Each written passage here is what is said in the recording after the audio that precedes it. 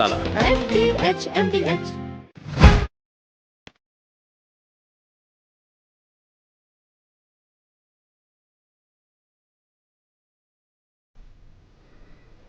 Hello and welcome. You're watching NewsX and I'm Megha Sharma. India mourns the loss of the former Prime Minister Dr. Manmohan Singh, who passed away at the age of 92 at AIIMS, New Delhi yesterday. A visionary statesman who heralded crucial reforms, he leaves behind a legacy of political and economic achievements. A celebrated economist across the globe, Dr. Manmohan Singh entered politics at the height of India's 1991 economic crisis when late Prime Minister P.V. Narasimha Rao inducted him into the government as finance minister. Together, both of them steered the economy out of the balance of payments crisis and laid the foundation for the economic reforms that have been upheld by successive governments since. But that's not all. Dr. Manmohan Singh's tenure as Prime Minister also saw several significant steps being taken to pull millions out of poverty. We all remember the landmark National Food Security Act as well as the Manrega. We also remember his efforts towards the Right to Information and Right to Education Act.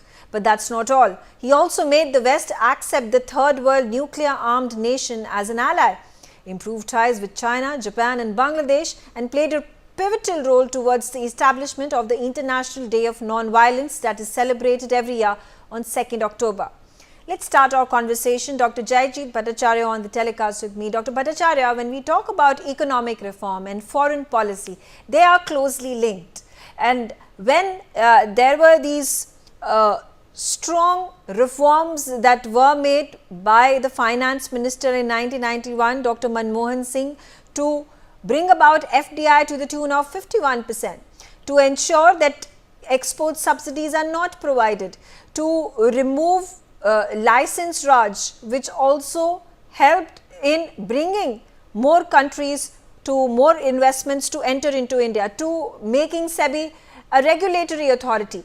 How do you think has the country's ecosystem transformed ever since the economic regulations, transformations, reform policies were initiated under the P.V. Narasimha Rao Manmohan Singh government?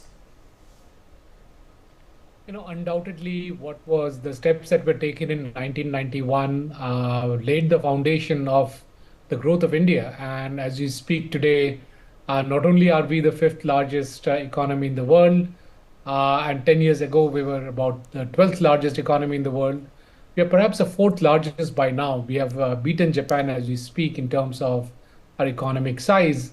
And the foundations were clearly laid by the P.V. Narasimha Rao, Manmohan Singh government that we had in 1991.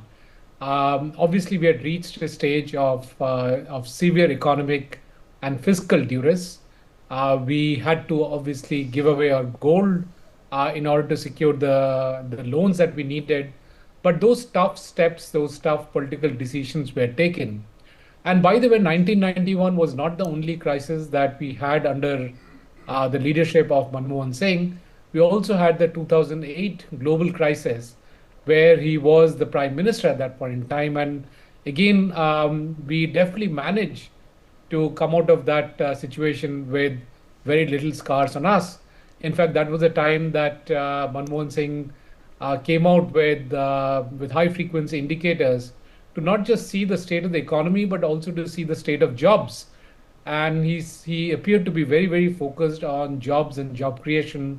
And therefore, the Manrega was one of the outcomes of the Manmohan Singh government in his second, or rather his first innings as the prime minister. So clearly, the string of economic policies that Manmohan Singh earlier under the leadership of P.V. Narasimha Rao and subsequently of himself as a prime minister laid very, very strong foundations. In fact, when he became the prime minister the first time, he himself drove some of the free trade agreements with Japan, with Korea, with ASEAN. Now, there may have been a backsliding in terms of the exports that India could manage, but overall, the total trade went up between these countries and India, and these three agreements were personally driven by Manmohan Singh. So from an economic perspective, as we see, it was not just the impact that he had in India, Yeah. but global leaders such as Obama also acknowledging the contribution that Manmohan Singh had to the Indian economy and to the rest of the economy, rest of the global economy in terms of the thought processes. Himanshu, but talking about, the landmark achievements of Dr. Manmohan Singh, and there are many, right from the time that he was the governor of the RBI, where he brought about transformational changes in the decisions he made, talking about the Planning Commission deputy chairperson. But the major impact was reflected because it brought about palpable changes, which was when he was the finance minister, and then of course when he was the leader of the opposition, he was Rajya Sabha member of parliament, and then of course leading UPA 1 and UPA 2. What according to you were some of the landmark judgments, landmark decisions that the man took that transformed, that changed the trajectory of the Indian economy? Well, I would say, such a huge economy, if you look at it in a wholesome manner, I think, right to information and right to education. More than Manarega, which had some flaws, all right, but then right to education and right to information are the two things, two steps, which went a long way in educating the Indian masses along with the progress in the economy on the world's footsteps. Now, from fragile 5 to top 5 is not a mean achievement. And most of the groundwork, or what we call the spades work, was done during Manmohan Singh's time. When he was a finance minister, he laid the foundation, as Dr. Bhattacharya already said that to you. But what I feel is, more of a silent approach to RTA and RTI. These are the two factors, which brought about the, spur of information, spur of a basic education, right to basic education. Well, people might debate how far it reached and how far it did not reach and all that. But then, today when we talk of, when we look at it retrospectively, we understand that these are the things, which actually paved way for the modern today's India. The backbone of it was so solid that, today a common man can very easily, easily adopt to the systems that we are adopted with today. UPIs and, phone pays and things and like that. Now, how does it come about? We say, we are still uneducated. So many people would claim that, would say that Indians are still uneducated. But really, are we so? When you have things on your fingertips. Now, for this revolution, the base was provided by Dr. Manmohan Singh. Whether you like it or not, it was the consistency of his economic policies and foreign policies which, following governments actually, took care of, has brought us here what we are. Even in the foreign policy, you will see that, he persisted with Dr. Jaishankar. Dr. Jaishankar was a joint secretary at that time.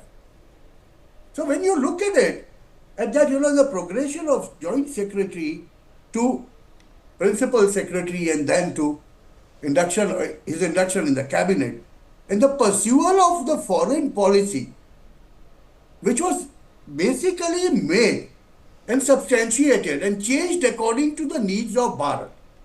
Yes, people do claim so many things.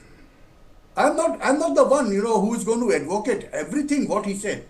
But what I feel is, it's something like, the basic work, the basic plan of a modern India after 1947. It took us 50, 60 years, And the credit goes to Dr. Manmohan Singh, Mayor. Okay. I also have with me Tejas Mehta. Tejas, let's hear it from you as well. And since we're talking about foreign policy and besides the fact that the highlight of the prime ministership of Dr. Manmohan Singh was the US-India nuclear deal that was signed in 2005, but we also, as mentioned by Dr. Jayjeet and by Himanshu Bhatt, that there were a number of trade deals, free trade agreements that had been signed by ASEAN with ASEAN nations, Indonesia and Japan and Nepal, where both the countries had very cordial relationships. Do you think there was a deliberate attempt that was made for India to be looked upon as a nation that is self-sufficient, a nation that it does not require foreign aid, a nation that is moving and taking a stride ahead in making the foundation strong when it comes to becoming a leader of global south as we see ourselves today? Well, I certainly think that that Mr. Modi has shown where India can really be at the global stage, and just like he had it's not just happened in a single day. So, Manmohan Singh, as you rightly pointed out, did lay a solid foundation, especially in South Asia and Asia. He did believe in South Asia that peace was possible. He was one of the primary believers in that, and he was indeed pushing for it. Also, he did expand India's footprint much larger, looking east and all of that. Naturally, there is no doubt that Prime Minister Narendra Modi has taken it to the next level. But you are absolutely right in pointing out that the foundation of many things have been laid by him. So, and given the fact that during post 2000, what really happened when the economic reforms happened in 1991, it took at least a decade for people to see that sort of impact on the ground, to economies across the world, countries across the world to appreciate the marketplace of India. And that's when everybody started actually coming in the first decade of this century. And that's where I mean, look at it as an accident or a miracle of destiny that a man who laid the foundation of the economy of the liberalizing the economy, he was also there as the prime minister to reap the benefits of it in a sense. And therefore, with that backing and that market size India had, I mean, these trade deals that he signed, did make immense, bring in immense respect, immense, not just for Manmohan Singh as the prime minister, but also as a country. We did, in, gradually we were able to bring in the, foreign direct investment. So that has dramatically changed in the last under Prime Minister Narendra Modi. Right. But the foundation certainly were laid by Manmohan Singh. In fact, I just want to go back to that period. In fact, I was just reading somewhere today a very interesting thing regarding how we think that he is not somebody who is politically astute, probably not the best politicians one may want to see around, but he was ready to give up his chair at any point of time. We did see that during the nuclear deal. The Yeah. left moved out, there was a no confidence motion, and he was willing to give up his chair. Do we see those sort of leaders today who are willing to do that? And this man really, without any political patronage, without any political upbringing in that sense, he was a brilliant man in many ways, but he was always ready to give up what he ready to believe in what he was convinced about and go the extra mile, even if it was costing his seat, the best seat in the country, that is the prime minister's seat.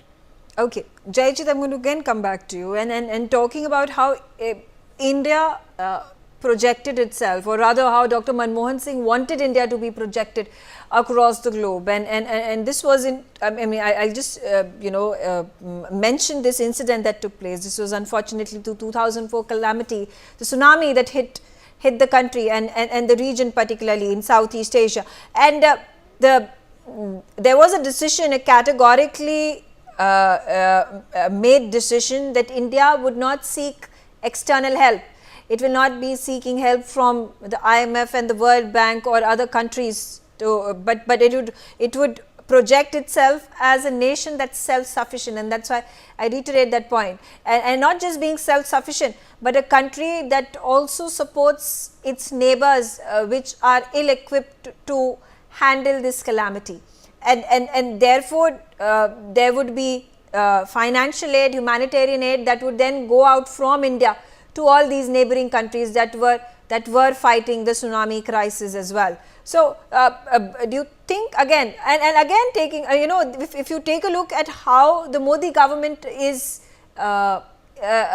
performing, it's projecting itself as a country that is, a friend of the world, taking charge, being the leader of the global south.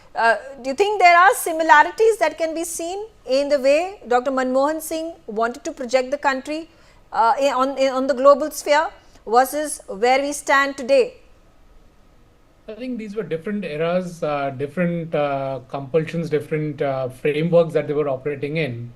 Manmohan Singh clearly had a challenge. He was a prime minister, and yet he was not completely in charge. I mean, that's an open secret. And those are compulsions that he had to manage. Within those compulsions, towards the end of that same decade, he also ensured that we refuse aid trickling in from DFID and these other organizations, the British organizations, some of the US organizations, and those steps were taken, which obviously has been taken forward with much gusto with the current government. We had seen a bit of a policy paralysis in the second term of Manmohan Singh. So there were constraints that he was fighting. It was just discussed that he was willing to give up his seat because of the nuclear deal. He was also willing to give up his seat on the retail issue, the large format retail that the US was pushing in for. And he wanted to have alignment with US on both of these issues. And on these issues, he was willing to give up his seat. But on issues related to what he very euphemistically called as coalition dharma, there was a challenge. He was not as forthcoming in giving up his seat if we just do a impassionate analysis. So obviously he was operating under different compulsions, but he laid down the basis of India switching gears from almost a basket case in 1991 to a country which was emerging and coming out on its own feet. From 1991 to 2010, the economy grew by 5 times. This was unparalleled in the history of India, that in 20 years, the economy grew 5 times. And therefore, he was leveraging that to actually announce the imminent arrival of India. India had not yet arrived. We are still in the process, but the imminent arrival of India by ensuring that we don't take very small little aid, which was not making any impact, and we reaching out to our neighbors to support them in their hour of need. And that has clearly laid down the robustness of India's foreign policy, which is being carried forward. Right. So in many ways, he was a pioneer, and that spirit is being taken forward. I'm going to come back to Himanshu, and this could be controversial, but do you think if political compulsions and pressure from within the party were not a constraint, Dr. Manmohan Singh, under the 2 terms that he was the Prime Minister and leading the country, could have made decisions that would have led to an exponential growth of the country? I think so. Because, see, National Advisory Council or coalition dharma, as Dr. Bhattacharya said, whether, it's something like, a man being tied by all the chains and then he has to function. Well, it doesn't happen that way. But still he got his way around. And still, where he wanted to put his foot down, he put his foot down. See, it's something mega very, very, very, very important to understand from the human point of view. And nations are built by humans. Let's not forget that. And then, when you have an ordinance brought out by a prime minister and some, his grandson age, young chap, tears it down in the public. Just imagine the amount of suffering the man would have gone through after being such a hugely acclaimed prime minister and an economist at that particular time. He did not put his foot down because he really understood what his coalition was, what his compulsions were. But at the same time, the same man, when you come off nuclear deal, when you come off retail, he was very clear. The big retail chains would come would not come to India at this juncture. If they come, they will come with this. See, that's where, people call him at times, Mauni Baba. They called him that. But then what I found when I met a couple of times to him, he was very, very astute when he talked about it. He wanted to say something and he said it. Maybe not in public, not for the public consumption, but he was very clear. And that's Okay. why, he's the one who said neighborhood first. Whether we like it or not, it's a different thing. Right. Today, in a Okay. different context, we are looking at it. Yeah, Tejas, coming back to you and taking a look at a number of achievements that have been made by Dr. Manmohan Singh, particularly when it comes to him being the Prime Minister, because while he was the Finance Minister, he was being shielded by P.V. Narasimha Rao, who was the Prime Minister. But when he himself becomes the Prime Minister, the task becomes more daunting. And the criticism that came his way that he was a puppet Prime Minister, because Sonia Gandhi could not be made the Prime Minister because of her origin, because she was Italian. Therefore, a dummy Prime Minister was picked by the Congress High Command. Do you think this justifies the kind of work that he has done? I think the two are separate issues in a sense. I mean, we can look at them in silos, and sometimes they overlap. They were, I mean, from whatever reading I have done and whatever those in the know, of course, then had talked about, that there were issues that he didn't really, especially party politics and, many other things connected with the party, he didn't really get involved in, because that was not, what his interest was in, and who was getting what, share in the power struggle of the Congress party. Then that was not his cup of tea, really. But he was solely responsible for the government in that sense, the cabinet decisions taken. So he was more focused on that. And somewhere, of course, the overlaps happened with the NSC, as Himanshu sir was mentioning. And the formation of that body did create these sort of, I would say, conflict of, decisions, or conflict of interest in certain senses, or, a thinking pattern was different. I think while he was socially extremely concerned about the poor, the downtrodden, and was a welfarist in many ways. I mean, history has shown, his decisions have shown that he also knew that, America and capitalism did bring, food and water and coke to the mouths of people, and that's what people really wanted, needed. And India had grown by then, where the demand was there, people really wanted, and that's exactly how, India has unfolded in the last 10 years after Prime Minister Manmohan Singh, went away from public life. So, I mean, that thirst, that aspiration of middle class India, we are seeing it bloom now under Mr. Modi, and that again credit goes to his thinking that, it's not just welfare is important, but that's not the only thing. In fact, one of the regrets he had, I think in the last press conference, if I'm not mistaken, talked about two things: his regrets and, what he was most proud about. What he was most proud about, I think he said, it was the US nuclear deal. I think he put everything in there, and he felt so strongly. Unfortunately, India has not really seen, all those nuclear power plants really come up as he would have really envisioned. And I Yeah. hope that in this term, Manmohan Singh is able, Prime Minister Modi is able to do something about it, especially in Maharashtra. We have Jaitapur and in many other parts of the country. And second, when asked about his regret, of course, he did mention it's too early. I'm just getting out of power, but he did say that, my biggest regret was I couldn't do enough in healthcare.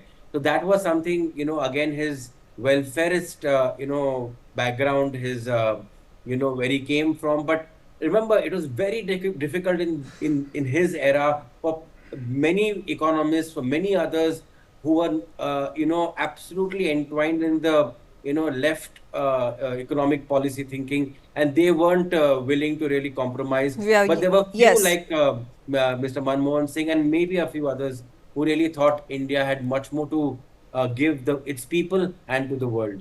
Okay. Okay, I thank all of you for joining me on the telecast and sharing your views. I'll take a short break. Thanks for watching NewsX.